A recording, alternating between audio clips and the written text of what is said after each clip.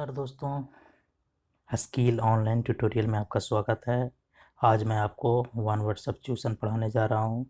जैसा कि आप जानते हैं कि भारत सरकार द्वारा आयोजित एसएससी की सभी परीक्षाओं जैसे कि एसएससी सीजीएल हो या एसएससी सीएचएसएल हो या एसएससी सीपीओ हो या एसएससी एमटीएस या कोई अन्य सभी परीक्षाओं में ओडब्ल्यूएस से प्रश्न जरूर पूछे जाते हैं। खासकर एसएससी सीजीएल के मेंस एग्जाम में ओडब्ल्यूएस का काफ़ी महत्वपूर्ण योगदान होता है, क्योंकि इस टॉपिक से करीब 12 प्रश्न पूछे जाते हैं, जिसका अच्छा रैंक लाने में महत्वपूर्ण योगदान होता है।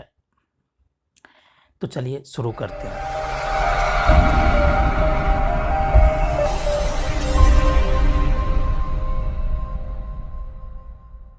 One who promotes the idea of absence of government of any kind, when every man should be a law unto himself, उसको क्या कहते हैं? एनार्चिस्ट कहा जाता है। उसको एनार्चिस्ट कहता है। वन हु प्रमोट्स, वैसा व्यक्ति जो कि प्रमोट करता है the idea of absence of government of any kind, किसी भी तरह की गवर्नमेंट ना हो, उसको प्रमोट करता है, उसको एनार्चिस्ट कहा जाता है। नेक्स्ट है one who believes in no government and therefore incites disorder in a state, वैसा व्यक्ति जो कि विश्वास करता है कि कोई किसी भी तरह का सरकार ना हो एंड देयरफॉर इंसाइट डिसऑर्डर और स्टेट में अराजकता फैला रहे, उसको भी एनार्चिस्ट कहा जाता है। एनार्चिस्ट कहा जाता है। नेक्स्ट है one who is out to destroy the government, one who is out to destroy the government, वैसा व्यक्ति जो चाहता है कि किसी प्रकार का सरकार ना हो या किसी भी तरह का सरकार को डिस्ट्रॉय करना चाहता है, नष्ट करना चाहता है, उसको एनार्चिस्ट कहा जाता है। एनार्चिस्ट, उसको अराजकतावादी कहा जाता है।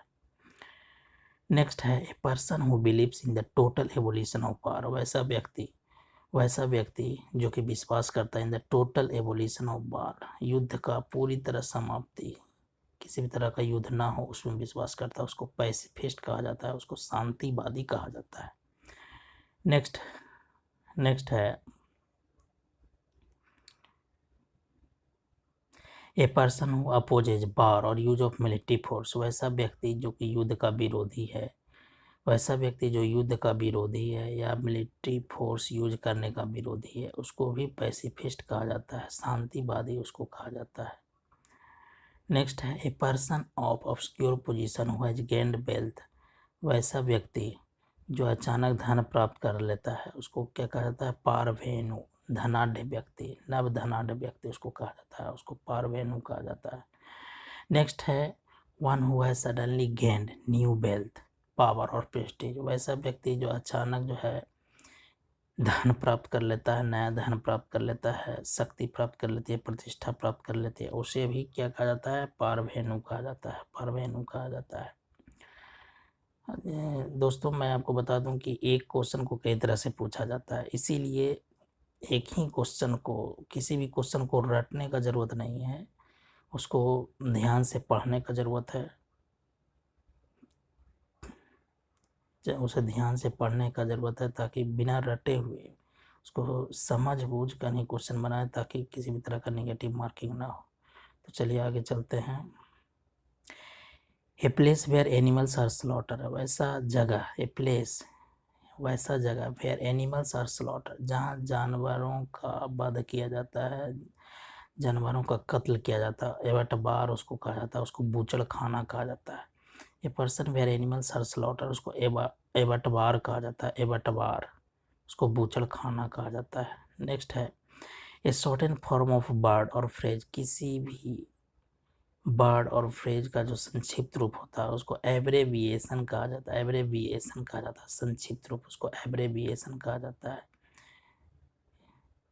इसी तरह का क्वेश्चन दूसरे तरह से भी पूछा जाता है, जैसे ए शॉर्टेन फॉर्म ऑफ वर्ड और फ्रेज, उसको एक्रोनिम भी कहा जाता है। एक्रोनिम भी कहा जाता है। एक्रोनिम भी कहा जाता है। शॉर्टेन फॉर्म ऑफ वर्ड और फ्रेज, उसको एक्रोनिम कहा जाता है। ठीक है दोस्तों, आज का ये टॉपिक आज यही समाप्त होता है। अगर आपको ये वीडियो पसंद आया तो वीडियो को लाइक करें, दोस्तों के बीच शेयर करें एवं चैनल को सब्सक्राइब करें। फिर मिलते हैं। अगले वीडियो में। धन्यवाद। जय हिंद।